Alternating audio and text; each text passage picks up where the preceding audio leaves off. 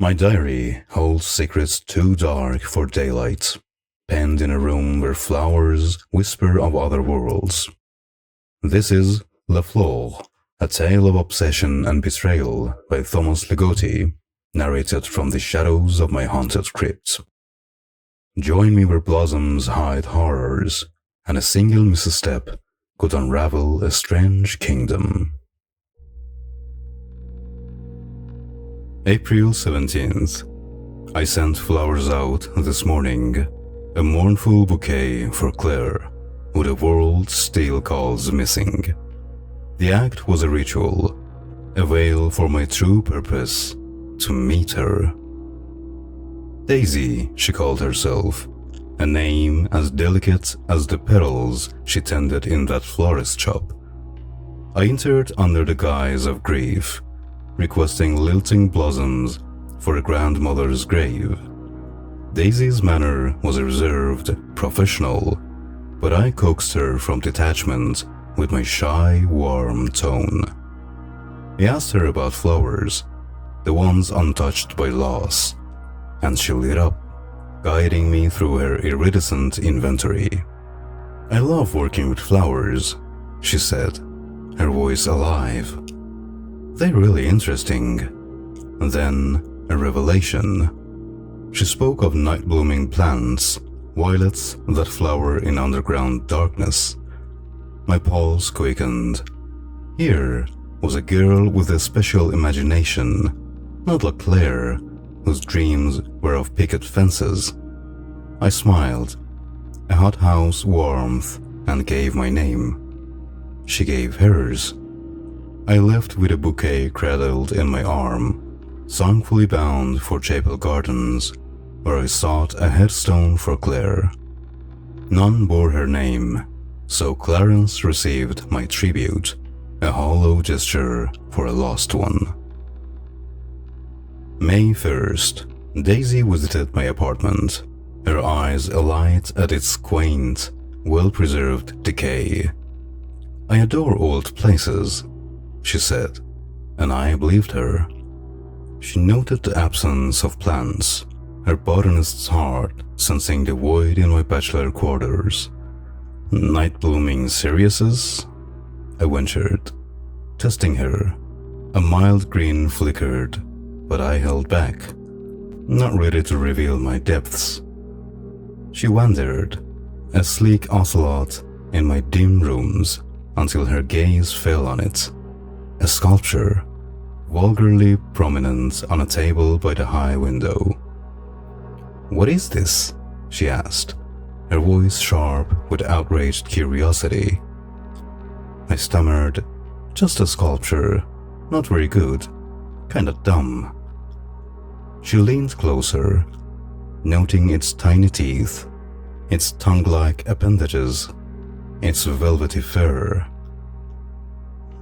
"It might crawl away," she said, disgust curling her lips. I tried to defend it, citing plants that mimic animals, but her revulsion was clear. I mixed drinks, put on music, desperate to shift the mood.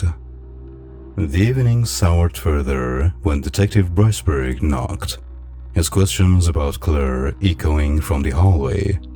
I kept him at bay, reiterating that Clare was a colleague, nothing more.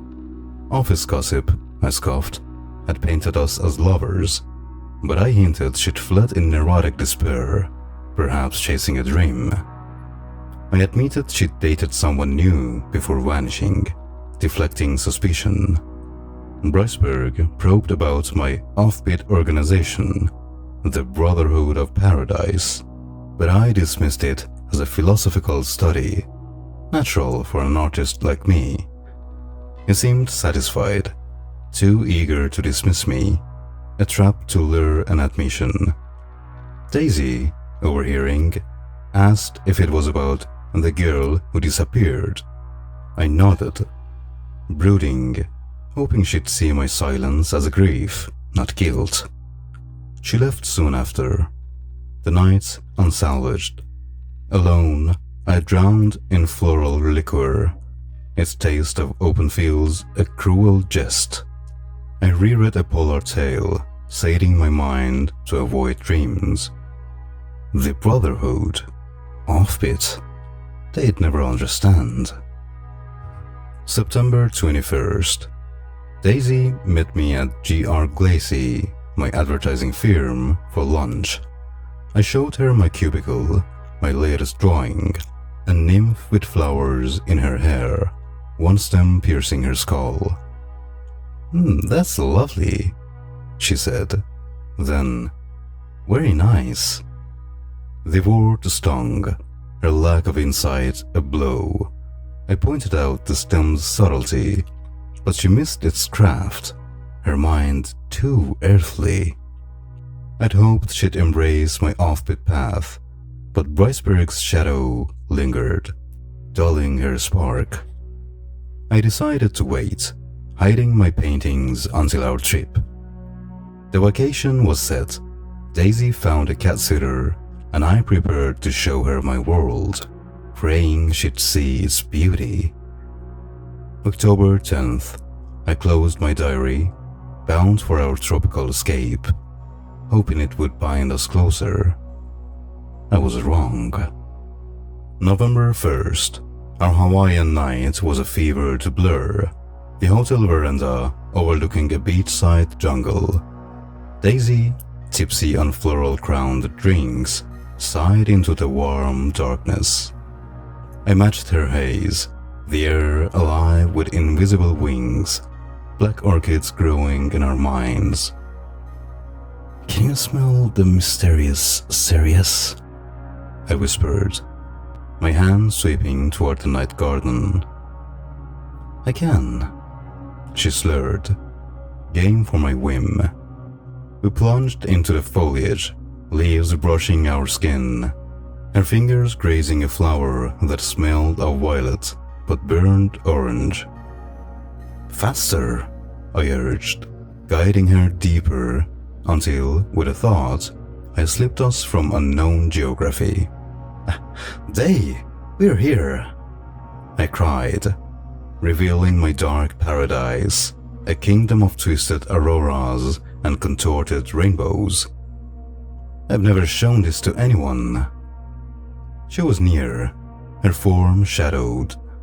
I waited, imagining her awe, but her voice trembled. "What's wrong with the stars? The sky?" She was trembling, not enraptured.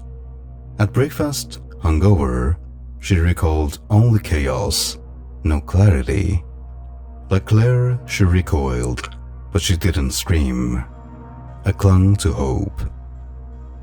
November 14th.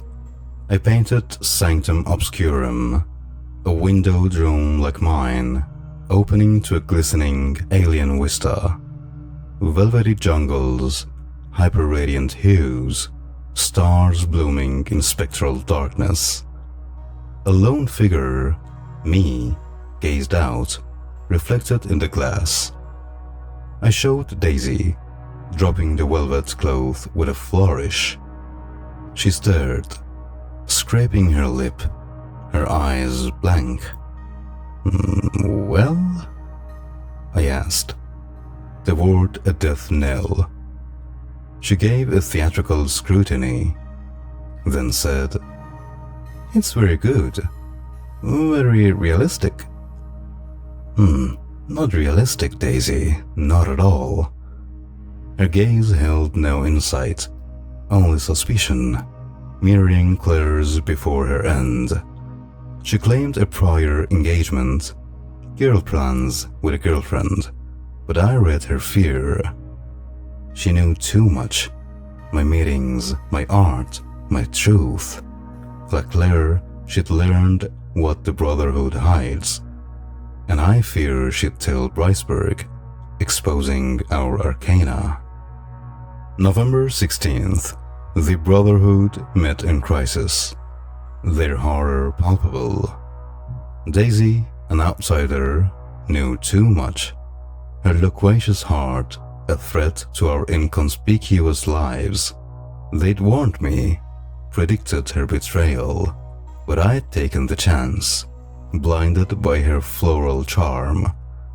"Do you want us to see it through?" they asked. I consented, half hesitant, my resolve crumbling. They sent me home, to my unflowered sanctum, where I stared at my furry sculpture, its razory dentists. Tongues, Daisy called them, silent in their purpose. I swore I never risk this again, a vow I'd broken before. November 17th, I scribbled a poem, a warning veiled as whimsy. "To Eden with me you will not leave, to live in a cottage of crazy crooked eaves. In your own happy home you take care these nights. When you let your little cats in, please turn on the lights. Something scurries behind and finds a cozy place to stir. Something sent to you from paradise, with serpents to spare. Tongues flowering, they blip out laughing, lapping, disappear." I do this to pass the hours, only to pass the hours. November 17th, 12 a.m. Flowers. Daisy's light is snuffed, her flowers withered in a slum among the stars. Was my love her doom, or did she glimpse too much of my dark paradise?